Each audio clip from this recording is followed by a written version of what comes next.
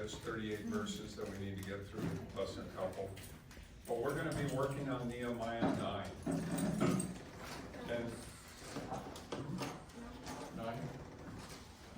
And so it's, when I first read through it, I thought, ooh, what are you going to do with this? Because, we've all been through this a little bit before.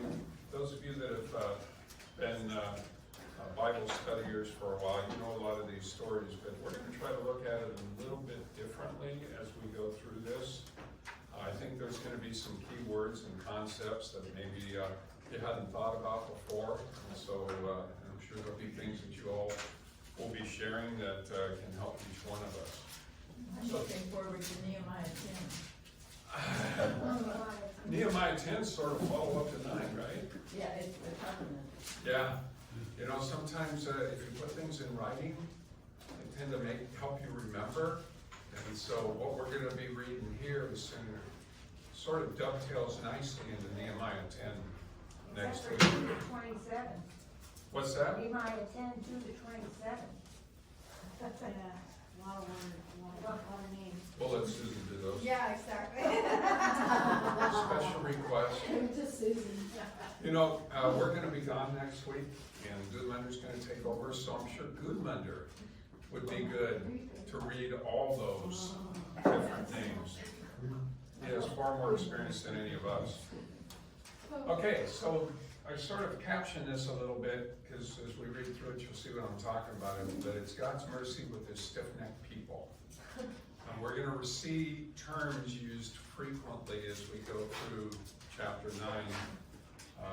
And you've heard of that term before, likely, as stiff-necked people. And we're going to read some of the circumstances in which that occurred. Of course, we are. As always, these people are no different than us. That's right. What I think you'll find if you look through some of the walks that people were having as we read through this and think about it, see which walk you fit in, because there's different scenarios of a Christian walk as we go through chapter 9. And it pretty much covers the gamut of people's religious walks, some that have been Christians all the time, some that haven't, and some of the challenges associated with it. So without spending too much time on that, I did want to cover something Goodmunder mentioned to me at the end of Sabbath last week, and we're going to start with 9, but if you jump back to 17 real quick, remember we talked about how, verse 17 of chapter 8, sorry, spoke way too fast ahead of myself. Remember we talked about they went into captivity in Babylon because they failed to keep the 7-year Sabbaths. And then we read last week how the whole assembly, since the days of Joshua, who replaced Moses, they had not kept the Feast of the Tabernacles. So it wasn't just one thing that they failed to do, although that was the one that was mentioned for going into captivity. There were other things they just failed to do that God had commanded them to do, which would have helped them walk better with the Lord. And what Goodmunder told me is that was about 1,000 years period of time that passed, that they did not keep the Feast of the Tabernacles. And so when they did it this time, this is pretty new for all of them, and it hadn't been done for a long period of time. But one thing the Feast of Tabernacle does, it helps them remember how God brought them out of Egypt, which is going to be very important because we're sort of in Egypt too. Egypt sort of represents a very pagan environment. Our society is moving more and more towards less religion, more pagan. So it's not too much different than what we're dealing with now. So that I just wanted to share that with you. I thought that was good what Goodmunder shared with me on that. Okay, so let's jump in and deal with Nehemiah 9:1 to start with. Michelle, we'll start with you. Now, on the 24th day of this month, the children of Israel were assembled with fasting and sackcloth, and with dust on their heads. Okay, so we're talking about the same month we talked about a couple chapters ago. We dealt with the first day, which was the Feast of Trumpets. We knew we had atonement on the 10th, although it didn't mention it in here. Then we had the Feast of Tabernacles, and now we're like 2 days after the Feast of Tabernacles. And look at the effect it had on the people. Spending time with the Lord caused them to realize their sinfulness and their fasting. Sackcloth is like burlap, not very comfortable. And then dust on their heads. So they are in deep agony in essence. Yeah. Okay, verse 2. And the seed of Israel separated themselves from all strangers, and stood and confessed their sins and the iniquities of their fathers. There's going to be an interesting story. I think we will get to it with the way the author put the lessons together. The people had married those that they were told not to. People who they were not equally yoked with. They had other religious beliefs. And there is actually a chapter in here where they had to literally separate themselves from some of their spouses and children. A little bit like what happened with Abraham with Hagar and Ishmael. He had to send them away because of the discord that's caused. And so there's some of that we will potentially get to in Sabbath school. Also, like Solomon and his wives took him down. Oh, yeah. The idol worship. Yeah, Solomon's wives drew him away from God. So there are those challenges dealing with that. You can't let anything interfere with your relationship with Christ, or you need to put it away if it's causing that kind of problem. And I'm not suggesting that if you're married to somebody who's not a believer that you need to go out and get rid of them right away.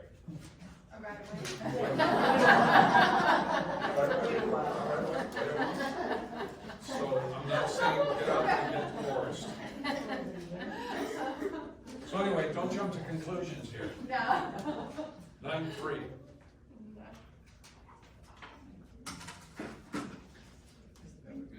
And they stood up in their face and read from the book of the law for 1/4 of the day, and for another fourth they confessed and worshipped the Lord their God. Quite a bit, isn't it? So this is the second time into this group. It's like 12 hours every day. Well, if it's a quarter of the day, maybe they're only talking about daylight. But anyway, 3 hours plus another 3 hours, or maybe it's 6 hours and 6 hours. Probably 3 and 3. Because we read about the worship being from morning till midday. This is a camp meeting, right? Kind of like a camp meeting, isn't it? We have the same thing in our camp meetings, right? And isn't this the way our Sabbath should be too?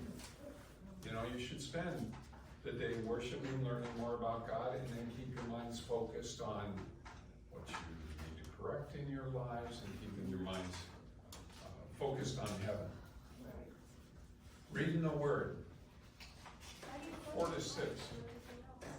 How do you cleanse your mind? Well, your mind will reflect what you put in it. So if you spend time doing things and thinking of things that aren't good, you need to instead read the Word and meditate on the Word, and then that shoves out the things that aren't so good. And prayer. Ask God to help you. Yep. He gives you the strength to make it happen, because everybody deals with some kind of challenge. And on Sabbath, it's particularly hard, right? To turn away from the things of the world. There can be things that are really perplexing you. But if you want to have a good Sabbath rest, you need to put those away, forget about them, and keep focused on God. And then meditate on His Word. That's why you need to participate or eat the manna every day, remember? And put yourself in a situation that we keep it a Sabbath situation as well. Right. Okay, verses 4 to 6. Then the men who stood on the stairs of the Levites and cried out with a loud voice to the Lord their God. And the Levites, Jeshua, Kadmiel, Mani, Hashabah, the rest of the Levites said, stand up and bless the Lord your God forever and ever. Blessed be your glorious name, which is exalted above all blessing and praise. You alone are the Lord. You have made heaven, the heaven of heavens, which all their hosts, the earth and everything on it, the seas and all that is in them, and you preserve them all. The host of heaven worship you. Okay, so which Lord are we talking about? Now, basically, Jesus. But he wasn't Jesus then. Because he's the one that made this earth, right? And he's the creator. Now, the interesting thing is, do you notice it mentions in 6, and you preserve them all? Ellen White talks quite a bit about Everybody assumes everything's very mechanical, everything happens in its place, it's like on a wheel or something. No, if the Lord didn't take an active role each and every day to make sure everything remains in its place, things would spiral out of control. So he preserves everything, and so we should never take everything for granted. A new day is something that, maybe many people don't get a new day. And we know with weather sometimes that can change too, and you can have, Venice is flooding right now. And also, the more people draw away from God, the less protection he provides. All right, verses 7 and 8. You are the Lord God, who chose Abraham and brought him out of Ur of the Chaldeans, and gave him a name Abraham. He found your heart faithful before you, and made a covenant with him, to give the land of the Canaanites, the Hittites, and the Amorites, the whatever. And the other tribes, to give it to the descendants you have performed your words for your righteous. Okay, when did Abraham's name change? I know this. When God brought him out of wherever he was and to a new place. It was during that time, but when during that time? Because quite frankly, I don't remember myself. It came up. He was his son, when he said the promise was son. He came out when he was 75, and when he was 99, 1 year from now, you will have that son, and it was at that time that his name was changed. Even though there had been the interaction over time, I was sort of like Nehemiah. It was early on, right? No, it wasn't until later. So the kids asked me, and so I said, well, you guys look it up and tell me what it is. And so they helped get me back on track on that. And who else was renamed? It just mentions Abraham, but who else was renamed? Sarah. Yeah, she was also. Because he was faithful. Sarah. If you know the rest of this story, and if you read it in Genesis 12, it's a great story about Abraham. This is somebody who had faith in God, but that faith in God required him to separate himself from family, because the family was being a bad influence. You know of people who have had that walk where they've had to separate from family, or maybe any one of you. Maybe serving the Lord, but the family is distracting you from serving the Lord. That's what happened here. He had to leave his family, took his wife, but I mean and his father, I think, went with him. But the rest of the family, which was a lot of folks, he had to separate from. Where he was comfortable, the Lord said, I need to break you away from that. So don't be surprised if that happens to you at some point too. Well, Jacob, when he had his change of heart, was also given a new name. Yeah. Yes. Yeah. In fact, we had that conversation with him too. And Saul, Paul, and in heaven we're all gonna get new names. That's We right. said that one too. Yes, exactly. Can't wait. Yeah. I love how it says you have performed your words. He made a covenant with him. Yeah. And he was faithful before him. Was that Abraham perfect? No. He made mistakes like the rest of us do, right? But he was repentant of them, as I pray we are too. Is there a significance in change of name? You all mentioned that there was a change, and Yeah. that's why there was a change in name. I know with Abraham, his change meant that you were going to be the father of many nations. And that's what Abraham meant. So, actually, we all take on a name now, don't we? We call ourselves Christians. You know, I don't. It's funny how when they went to, well, not funny, when they went to Babylon, what did the Babylonians do to some of God's faithful people like Daniel? Change their names, right? Name sort of reflects your connection in some respects. Oh, Daniel became Belshazzar. Esther became I've had to ask That's him, something else. Because when I was reading the last week's Sabbath school, I felt like that all the names had a meaning of their lifestyle, so whenever there is going to be a change in lifestyle or something like that, maybe that could be the reason. And there was gonna be a change in Abraham's lifestyle, wasn't there? He was gonna have a kid 1 year later, so maybe that's why the timing too. He was gonna have a child that was gonna be the lineage of Christ and was gonna be the grandfather of Jacob, who was gonna have the 12 children of Israel. So there were some significant changes that were gonna occur. But he had to wait, didn't he? God took him at 75, 24 years later. He finally gives him that, well, basically 25 years later, he finally gets that son that God told him he was gonna have. So do we need to be patient? These are all good stories for us, right? Did we do 70? Yes. Yes.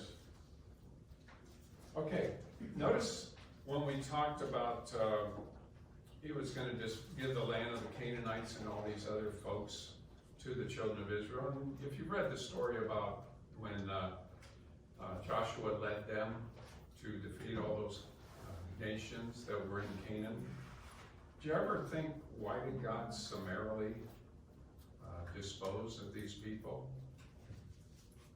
And I thought, that's sort of harsh, it seems like. What did they do wrong? So I'm gonna, if you didn't think about it, you probably might be now. So I'm gonna give you a couple verses. So don't lose your spot here, but we're gonna look at that just real briefly. So I always thought that was a little harsh. You know, sometimes you read how the children of Israel destroyed everybody in a particular city. Didn't matter what age they were. And in some cases, all of their livestock as well. Yeah, Some cases, that's right. in some cases they were supposed to, they didn't. Yeah, that wasn't good. Deuteronomy 9:5.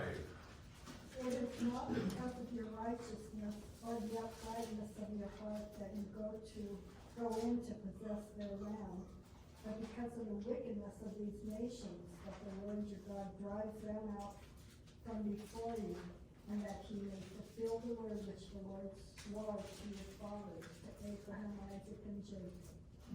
Has the Lord needed to address wickedness before?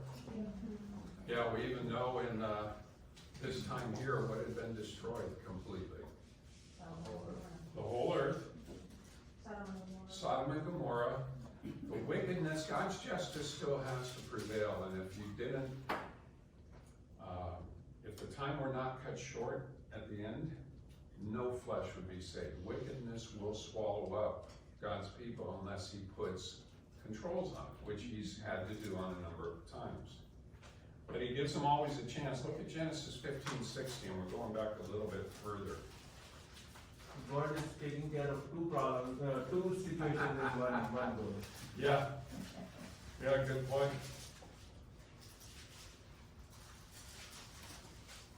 Okay, 15:16. But in the fourth generation they shall come hither again, for the iniquity of the Amorites is not yet full. Yeah. So, you know, God waits till they've gone too far in essence.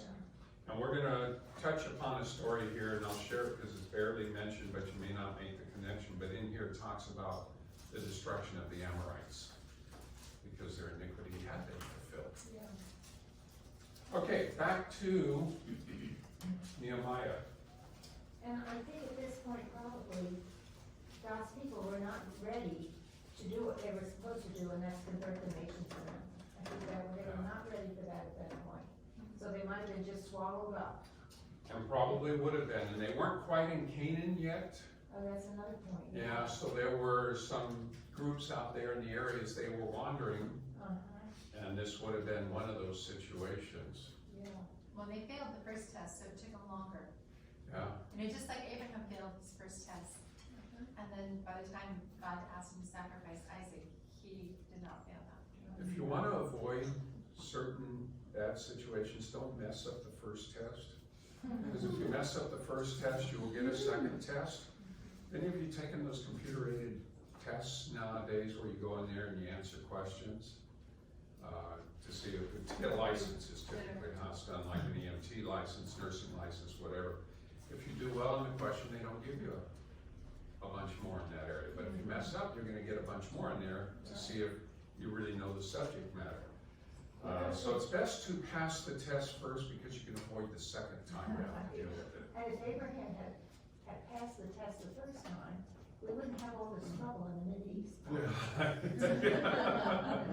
Yeah, I mean, you think about it, he's responsible for a lot of that. Yeah. Just like Adam's responsible for the life we're living nowadays too.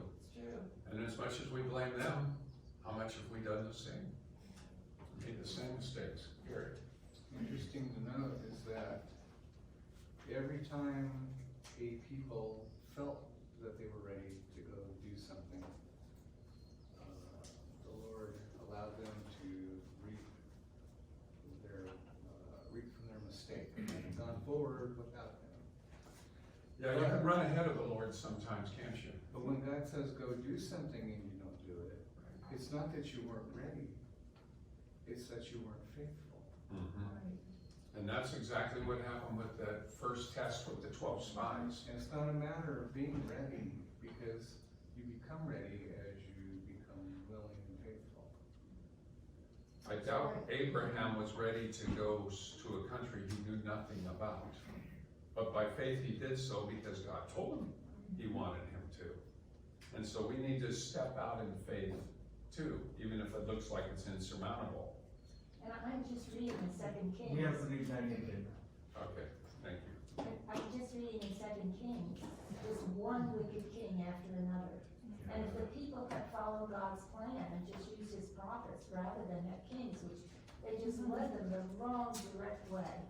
And in fact, it says that in here. That's what's so great about this chapter 9. You want to read about a quick summation of all the failures of the people. You'll find it in here. Oops, I'm sorry. You already told me, didn't you? You saw the suffering of our forefathers in Egypt. You heard their cry at the Red Sea. You sent miraculous signs and wonders against Pharaoh, against all his officials, and all the people of his land. For you knew how arrogantly the Egyptians treated them. You made a name for yourself, which remains to this day. Well, there's a lot in there. Yes, there is. What difference does it make about what the fathers did? It's not me, right? Why do you think, and quite often through here, they say, our fathers did this, our fathers did this. Because like father, like son. Yes. Influence. And they're recognizing that, yes, our fathers did that, but we could be doing the same. And so when we look at this, we look at, well, that's the children of Israel. No, they're sort of our fathers too, and we will fall down the same path. You know, I like how it said, and you made a name for yourself as it is this day. That whole exodus from Egypt has transcended to even the present time. I mean, who hasn't probably watched, we should watch much TV because most of us are good. It's not accurate anyway. And it's not accurate anyway, but at least have heard of the Moses and the Ten Commandments TV. I mean, that is so well known in at least American culture that that whole event really is knowledge of something that many people know. So it may have made it to their time, and if did not, there were other nations that feared God's people because of how they defeated and how God was with them. That's how he made a name for himself, and then they would undermine the name he made and do wicked things. Unfortunately, and don't we do the same? We praise God with our mouth, and then sometimes we don't with our actions. Little quote from, and why the whole Exodus story and the wandering they do is so important for us. Ellen White touches upon it. The history of the wilderness life of Israel was chronicled for the benefit of the Israel of God to the close of time. Don't we all want to be the sons of God?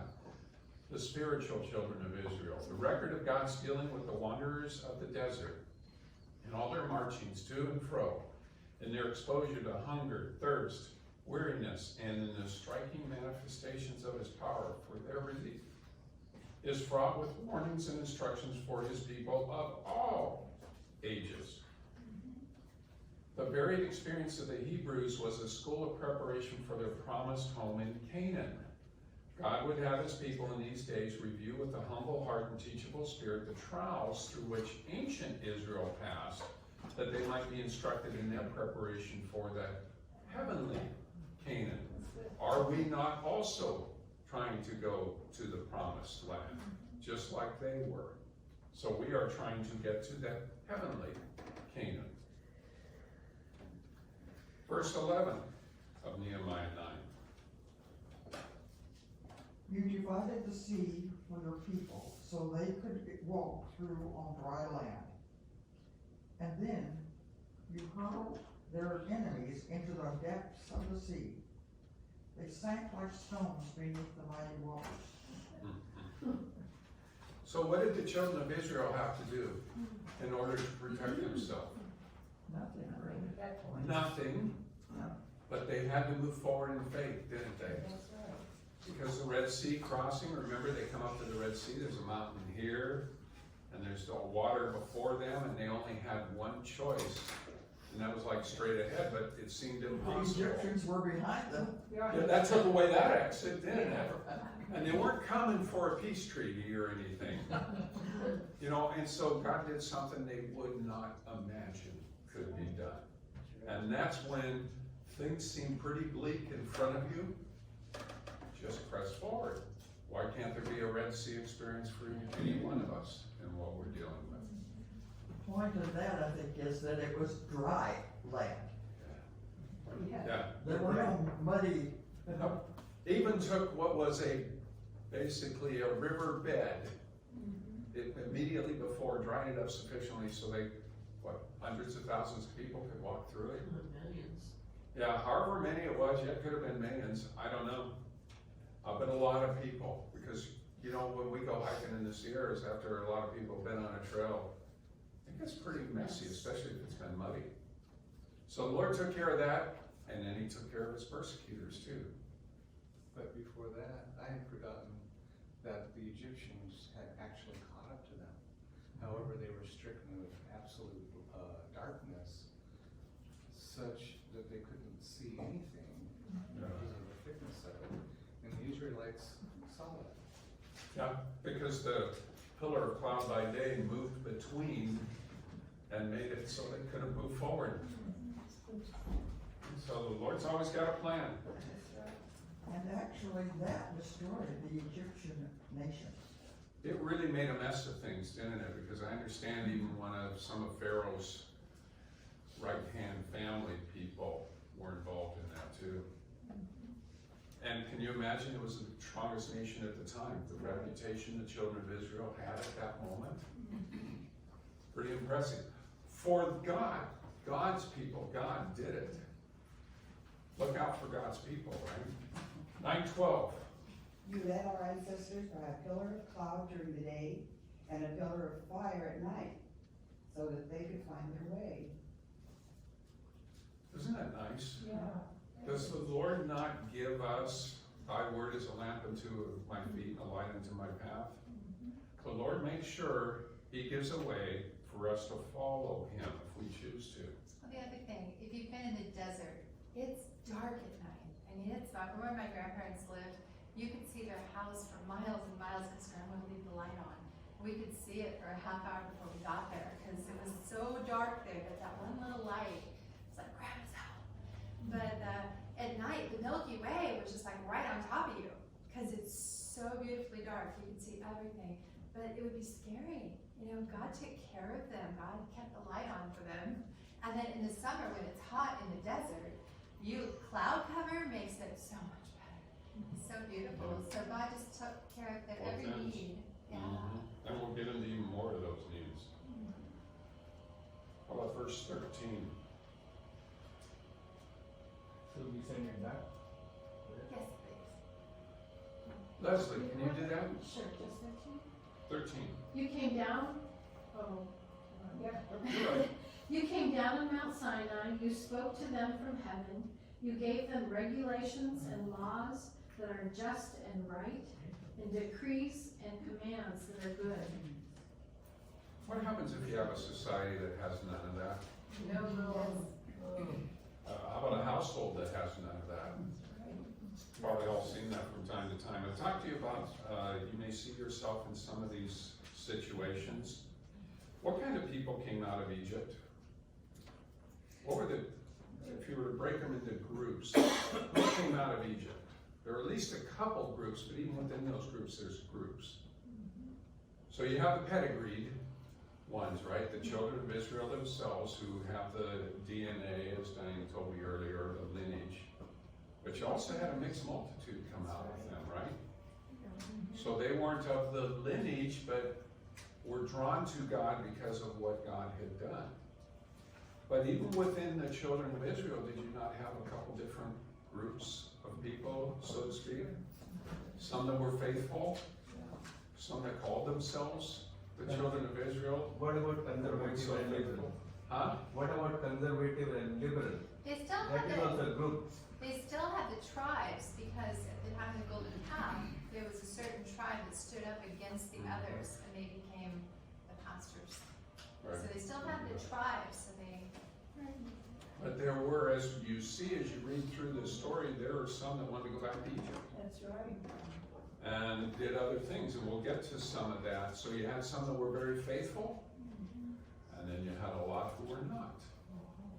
And then you had ones that weren't even part of the church, in essence.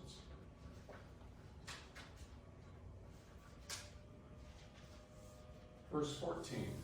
You made known to them your holy Sabbath, and commanded them precepts, statutes, and laws by the hand of Moses your servant. Mentions it a couple times about the laws and precepts and statutes. Yeah. Okay, what's the deal with the Holy Sabbath? So that was just, you made known to them your Holy Sabbath. Did they not know it before? They forgot over the years. Because they were in a land that didn't keep the Sabbath, and they were forced through slavery not to. And how many years were they there? 400. Or, not the wilderness, in Egypt, sorry. 400. Okay, did anybody that went into Egypt come out the other side? Joseph got taken back. He was embalmed. I'm just Oh, that's saying. true. As long as Joseph was alive, he was honored. Yeah. And probably his sons, because of all the things that Joseph had done. Well, it's funny how quick things are forgotten. Because Joseph probably wasn't alive for too long of that 400 years. Over 400 years, a lot of people, a lot of the... 400 years, did that start when Joseph went into? Now, it appears that there was 420 years that they were in Egypt, the Bible says. Because remember, they went to Egypt when Joseph was in charge and there was a famine in the land. But then the Bible also talks about they'll be in captivity or servants or whatever for 400 years. So as best I can tell, it's like 20 years maybe. They had it good, and then it changed.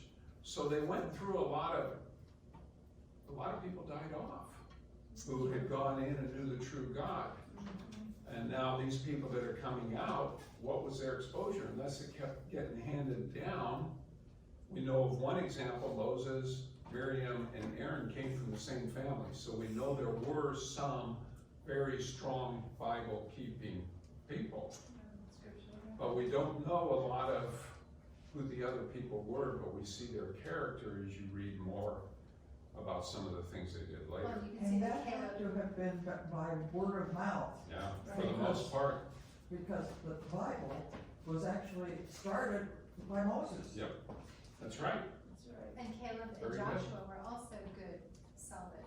So their families tell them well as well. Yeah, so we know there were some good folks there, but we also know there were some bad ones. And you're right. What scripture did they have? It was all verbal, wasn't it? until Moses put it down in writing in God's direction. The people who came in Egypt were very small, but they came out were very big, so there was a mixture. Yeah, yeah, and if parents didn't raise their kids well, the outcome wasn't good. How about verse 15?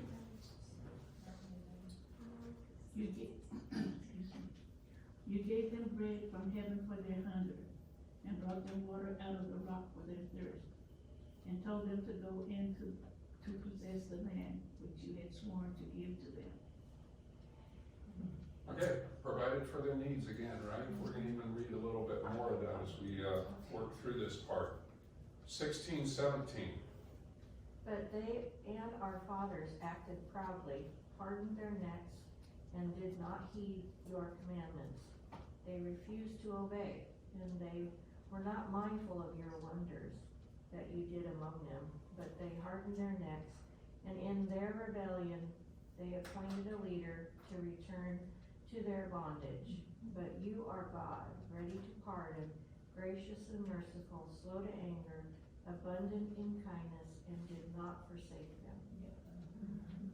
Okay, did they get the Only stiff God neck, can do right? that. Yeah. So they appointed a leader to return to their bondage. Okay, we get a choice. Do we want to live in Egypt, spiritual Egypt right now? Or do we want to be free and be able to serve the Lord? They appointed a leader. There is a story, Numbers chapter 16, very interesting story about Korah, Dathan, and Abiram, who said, Moses, we're tired of your leadership. Was it Moses' leadership or was it God's leadership? But they got tired of Moses and his leadership, and Aaron and Miriam, and they take too much upon themselves. We're all great people. We can do the leading. And they were going to head back and go back to Egypt because that's where they had the food they wanted and all the pleasures of life, so they thought. How tempting was the world to them, just like it is nowadays. Yeah, I think we are doing the same thing because many are leaving church and making their own ways, and they are thinking it is right. It appears to be right when it is on you, but when you see it as a group, then you know the difference. Yeah, yeah. The values that we learn as a nation through hardship, such as through World War I, World War II, etc., etc. Today's day and age, we've forgotten what we learned in the past, and we're making the same mistakes even today. And that's not even 400 years. Yeah. So it can be a couple generations or. And we talked about if you have too much spare time. If you guys are so busy that you don't have time for a lot of things, that's a good thing. Because these folks oftentimes had too much time on their hand. If you have too much time on your hand, you build golden calves. And so, or think about, maybe I want to go back to where I was.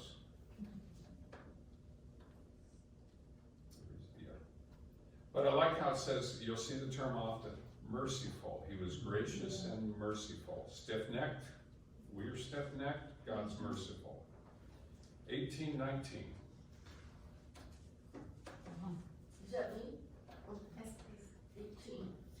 Even when they made a molded calf for themselves and said, this is your God that brought you up out of Egypt, and were great provocations, yet in your manifold mercies you did not forsake them in the wilderness. The pillar of the cloud did not depart from them by day to lead them on the road, nor the pillar of fire by night to show them light and the way they should go. God, you hear the rain falls on the just and unjust. As you read through some of this, they were still blessed. The ones that really were trying to go back to Egypt, make golden calves, all that, they were still blessed by the ones who served God. And the ones that said, we won't. But they still got the benefits of serving God. And it's sort of true today too. Sometimes good things happen to people, maybe not doing the right thing, but because somebody around them is serving God and God takes care of them, that they are also benefited thereby. Because it didn't just shine, the light didn't shine just on God's The people that were following him, and not all of them. You were also looking up the gods of Egypt, and the bull was a significant god in Egypt. So this calf that they made was actually a significant thing to the Egyptian worship. Yeah, they tended to worship objects a lot, the Egyptians, because I was trying to think, what's the difference between the Egyptians versus Babylonians? Because you know, we've got the Babylonian and her daughters and all that we're supposed to avoid. And then you always hear about Egyptians too, but as best I can tell in studying the Bible and praying about it, Egyptians sort of worship different manifestations. Yeah, The Egyptians were more elements. towards the animals. Yeah. That's the. Or the elements, or whatever it was, not so much the people, whereas it seemed Babylon had more gods. Deities, Yeah, the stars, Zeus. okay, 20 and 21. You also gave your good spirit to instruct them, and did not withhold their manna from their mouth, and gave them water for their thirst. 40 years you sustained them in the wilderness. They lacked nothing. Their clothes did not wear out, and their feet did not From all that walking. Yeah. Yeah, 40 years. How many of you go through shoes a lot quicker than that? With less, but again, good or bad, right? And there were some bad people in that group. You'll read that in number 16. They swallowed some of them up. But the Lord protected them all nonetheless. But there were some where there was a difference drawn. They Were made their some. own choices, and it's Right. against God. There was, you'll remember the story of the pole with the serpent on it, because they rebelled against God, He didn't protect them from the serpents. But if they got bit by the serpent, the ones that had faith looked on the pole and lived. The ones that chose not to died. So even amongst God's people, there's an element of faith that will save you, even if you're getting the blessings, or some people are still getting God's blessings, but there's some things, if you don't have the faith, you won't survive. That's another thing that has come down through history in Yeah, the that's medical. Yep, Same symbol. yeah, that's the symbol they use, is a serpent on a pole. Verse 22. Didn't Jesus even say that he sends the sun and the rain on everyone? Just to be on. And so my garden can be no better than my neighbor's garden. Mm-hmm. And that frustrates, it frustrated people back then, it frustrates people now, you know? Yeah. They're living high on the hog and having all this fun, I'm working Right. so hard. It's not about that. This No. is not our home. That's right. But with the serpent, there was still a blessing that was specific to the people who had faith. So in and above that, Yeah. there is a That's true. difference Yeah. between one and the other. How come serpent is used for bad and at the same time for good? Or you can answer some later. Sorry, actually this is not I know, was that When does serpent dead or serpent alive? ever refer to something good? No, it's this, if you look at this. Oh, okay. But was it a dead serpent or a live serpent on the cross? It was a dead one. I think it was a molded one. Right. Yes, Yeah. yeah, the molded one. Yeah. Well, because that's what bids you. I don't know. Okay, sorry about this question. Yeah, that's a good question, but I know Paul got bit by a serpent, shaped it into the fire, and Right. everybody thought he was a god because it didn't kill him. So, yeah, you're right, you look at a serpent, you live. That's probably more of a faith issue, huh? I don't know, that's a good question. We'll pray about that one, I like that. Okay, 22. Moreover, you gave them kingdoms and nations, and divided them into districts. So they took possessions of the land of Sihon, the land of the king of His, I don't know how to pronounce it this one, Okay. and the land of king of Bashan. Is that right? Yep. Okay, if you read the rest of this story, which is in Numbers 21, did you guys get a chance to read that one? I gave it to you late. Did you? Okay, you wanna tell us about the story? Okay. This is a very interesting story. The children of Israel are doing their wandering. They want to go right through the land of the Amorites. They told the king of the Amorites, he said, we will not depart from the path.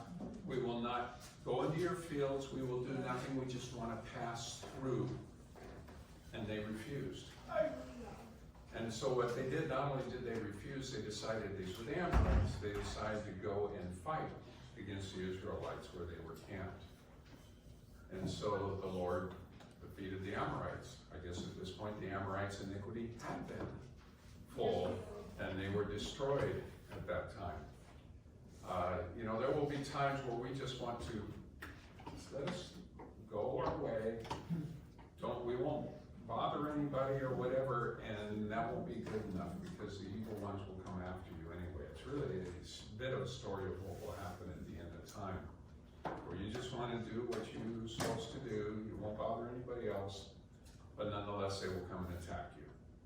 So isn't it ironic that when it says here that the nations were defeated because of their iniquity, not because of their own goodness? It happens with us also. So we think, oh, we did something great and that's why we got the benefit, but it's not that. No, it's just we weren't as wicked, in essence. Not that we were that good. 23-24. So do we start again? Sure. Well, We- wait. Oh, Savannah, wait. would you like to read? Savannah would like to read.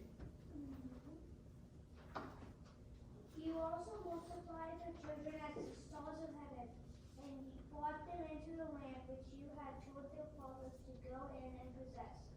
So the people went in and possessed the land. You subdued them before the inhabitants of the land, the Canaanites, and gave them into their hands with their kings, and the people of the land, that they might do with them as they wished. I remember they tried to do that like 40 years earlier and weren't very successful because they were some big people in that land. But when they had developed the faith after 40 years, they were able to go in there and conquer.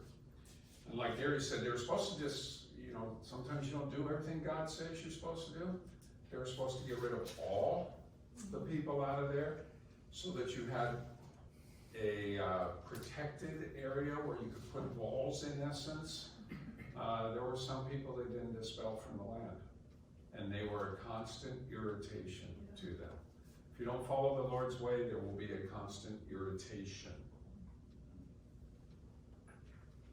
25.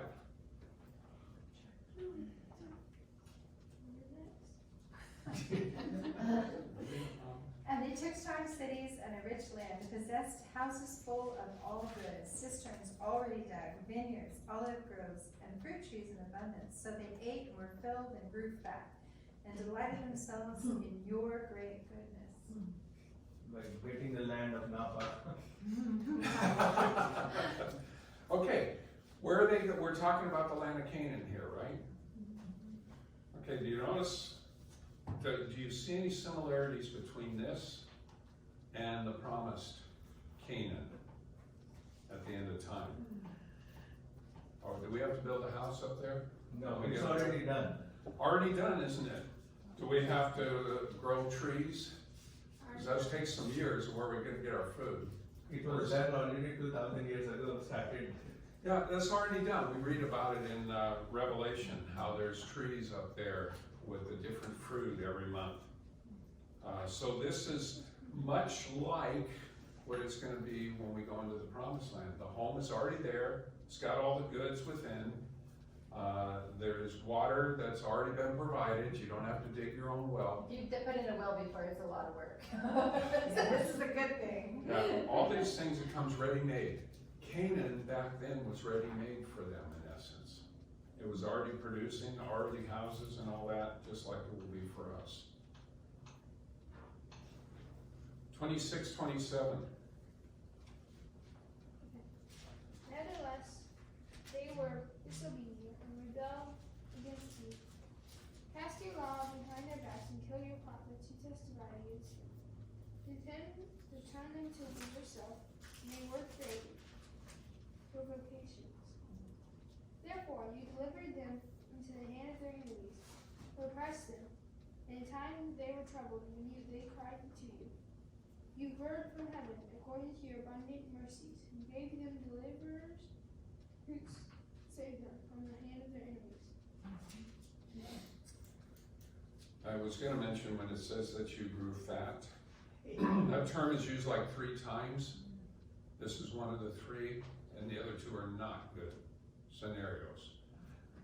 It's okay to eat the fat of the land, but don't become fat, because it's got certain health issues associated with it too, but usually it results in gluttony, clouded minds, whatever the case may be.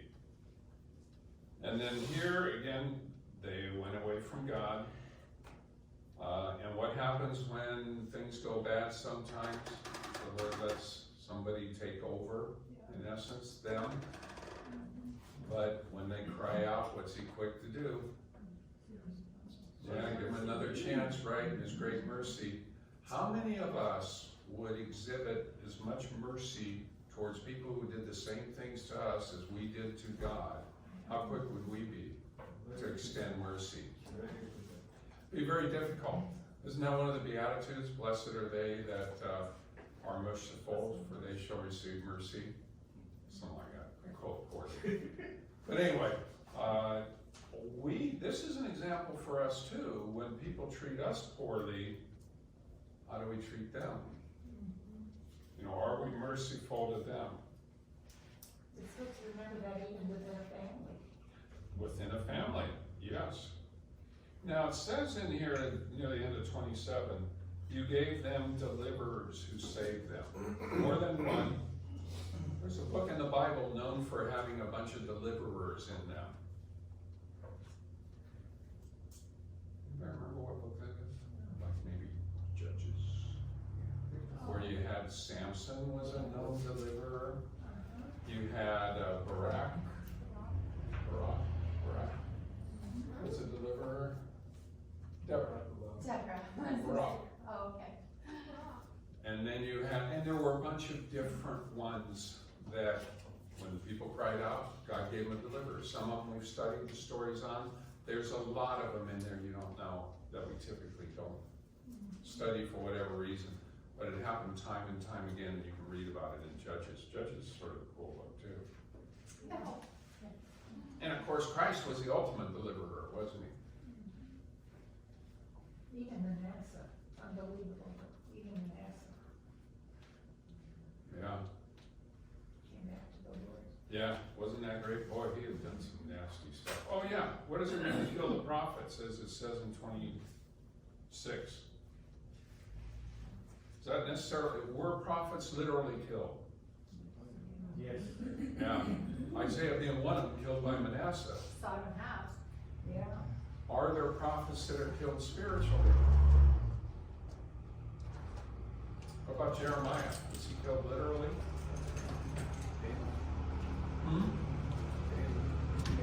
Balaam? Yeah, he was sort of an awful prophet. Yeah, he ended up being on the wrong side. You get those every once in a while. But did they not disregard Jeremiah's teachings? Had they obeyed him, captivity may not have occurred, but they refused to obey him. They didn't kill him, although they sort of tried a couple different times by how they treated him. But they disregarded his word. If you disregard a prophet's word, is there peril associated with it? And what did it go with? It said, through the law behind your back and kill the prophets. Yeah.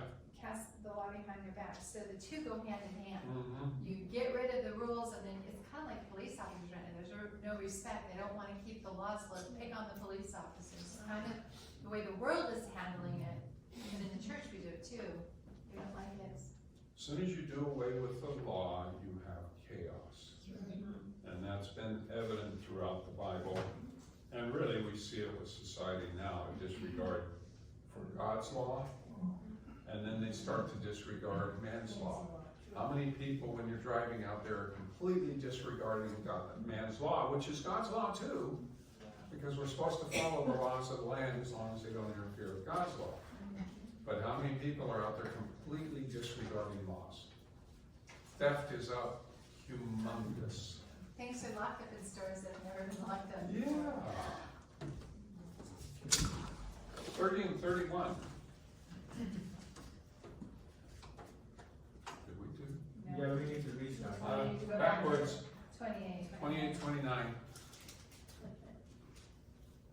Do we start with Michelle? Oh, hold on, I was reading something else. That's what I get caught doing too quite often. Well, I get something and then I'm like, I gotta look it up. Yeah, Yeah. I understand that. Okay, so Nehemiah 28 and 29. But after they had rest, they again did evil before you. Therefore you left them in the hand of their enemies, so that they had dominion over them. Yet when they returned and cried out to you, you heard from heaven, and many times you delivered them according to your mercies, and testified against them, that you might bring them back to your law. Yet they acted proudly and did not heed to your commandments, but sinned against your judgments, which if a man does, he shall live by them. And they shrugged their shoulders, stiffened their necks, and would not hear. So do bad things happen sometimes to bring you around? Yes. Did to the children of Israel, right? Right. So sometimes if bad things happen to us, It's good to have that things. sometimes it is. Sometimes you have to rethink Because- your position on something. You do. So But you can't assume that bad things mean you're doing bad things. If you have bad things happen to you, because we have the story of Job. But if bad things are happening to you, should you, like it says here, go back to the law? It might bring you back to the law, go back to the law and say, Lord, am I doing something wrong? Yeah, but Job's story very rarely, seldomly repeats. Yeah. Well, some parts I think does, where there's a battle in heaven over souls, and we don't know about the battle, but the devil may have an ability to bring bad things to bear on us. But the Lord will give you the strength to go through them. He's going to give you tests and trials and Yeah, my parents always say something on this, that God will not let anything happen to you which you cannot bear or subdue it, so. Yeah. And how do you subdue those or get the strength to make it through? Prayer, and you have to have a daily walk with God, right? Because if you're not walking with God, is it going to be very easy to walk through these challenges? Not so easy. Even after praying, you still fail. You give up. Well, some people will, right? But do you give up, or do we remember the stories that we've been reading where people have had a lot bigger challenges than we have? I don't think any of us had to go through a Job experience for being righteous. Yeah. And he had all that done. So if we have things happen to us, hey Lord, what am I supposed to learn from it? Yeah. I love what Job said, though thou might slay me, yet will I trust you. Yeah. If you take my property or whatever, that's really pretty insignificant in comparison. He even lost family. And God used the nations around them to get them to try to see the light, and they felt so oppressed. But it was only when a prophet, Nehemiah, Ezra, somebody would start talking and telling them, this is why you're under oppression. Somehow it didn't click always. Nope. And how strong did they get? Because we're reading them at their strength. Yeah. How strong did they get when they spent a lot of time with the Lord in that month of July? Mm-hmm. You know, that sometimes you got to spend more time in the Word when you're fresh to serving the Lord. But we always need to have that manna every day. That manna from heaven. If we don't eat that manna from heaven, then what goes into our heads is what we're going to meditate on. Yeah. Everything around us. Mm-hmm. It That was kind of distracts us. shocking that it only took 50-some days to build the entire wall around Jerusalem. Jerusalem's a big city. 3 miles of walls, I read, is what it was. That's a lot of walls. It is.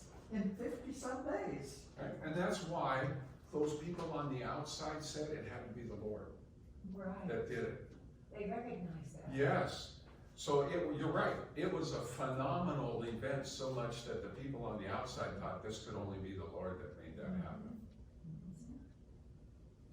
Time? Past time? Likely past time? I know. Now, a lot of great stories in here. Yes. And if you read through the rest of this, when God's people suffered, were there still some good people amongst those that were suffering, that were put under their enemies? We know that from Babylon, wasn't there Daniel, Shadrach, Meshach, Abednego, there were more than just them who still served God but had to, because the leadership was corrupt. When the leadership is corrupt, then some of the rest of us may fall into some of the same challenges that exist. But you gotta stay focused on Christ. And just because good things are happening to bad people, might be because of your presence nearby.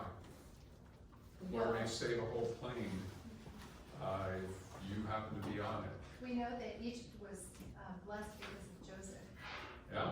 We know that Daniel helped bless the country as well, and others. There's Yeah. stories Joseph, while he was a servant, blessed was his hugely owner. blessed. Yeah.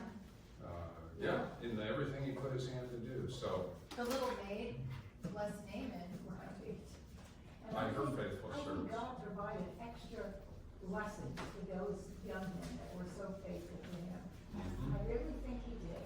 And gave him the strength to stand for what's right. You would think us being more an older group for the most part, our faith would be stronger. Not necessarily, unless you spend time strengthening it day by day. And that must have been the plight of Daniel and his family. They must have been building on that faith, the same so strong in an environment that would chop off your head at a moment's notice. And you know, there's a certain amount of respect for elders and everything, but they stood strong to God first. And I think they determined that before they even got there. They probably brought up that way. You I'm have going to to. remain faithful regardless of the situation that I'm put in. Right. And then God provides the encouragement, the blessing, the spirit, everything. Right. You cannot make such decision in one time, you have to grow in That's it. right, yeah. Yep. Faith is a growing process, right? Yeah, if you plant a tree and then a windstorm comes, if it doesn't have the big roots, that tree's gonna blow over. Yeah. You've gotta have those big roots to withstand the storms and. Daniel determined in his heart. Mhm. That's right, and we should likewise, whatever the consequences, serving the Lord is where we need to be. This is we need to remember all the time. That's right. All the time, right? Small things and big things. Doris, you mind offering our closing prayer? Heavenly Father, we thank you for the words that we've read today about your loving kindness and faithfulness to your people. And we know today, Lord, that you are faithful and merciful to us because we have not always been faithful. We have failed you. And so we just ask, Lord, that your spirit will come into our lives in such a special way that we will determine that we will be true to you regardless of the circumstances of our lives or what is brought into our lives. And Lord, we know you can do that for us. And our part is to study your word, to pray daily, to keep in touch with you. And we will do that, Lord, with your blessing and encouragement. So bless us now as we go to the after service, and we'll give you praise and glory forevermore. Amen. Have a win. Yeah. See you guys.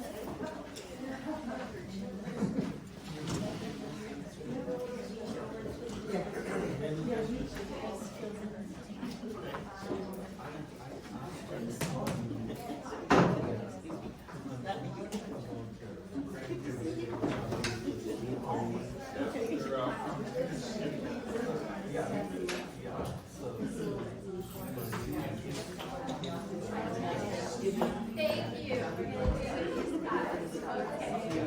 But we Oh, can how talk fun. about Stay. How long you Where are you headed to?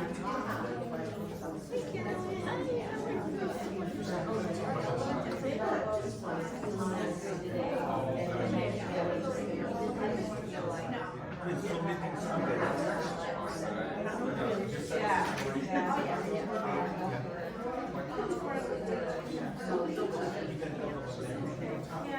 You might go over to